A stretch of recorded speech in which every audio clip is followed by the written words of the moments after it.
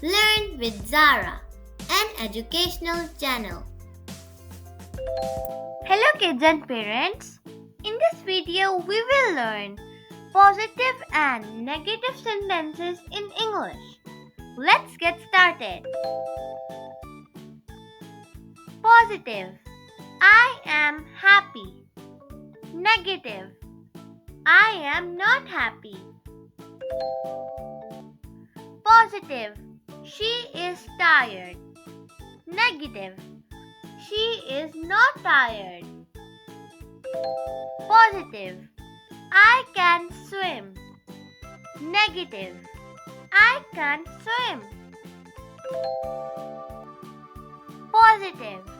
It is raining. Negative. It is not raining. Positive. She sings well. Negative. She does not sing well. Positive. He had a dog. Negative. He did not have a dog. Positive. They cook well. Negative. They don't cook well. Positive. You seem fine. Negative. You do not seem fine. Positive. I am excited. Negative. I am not excited. Thanks for watching this video of Learn with Zara.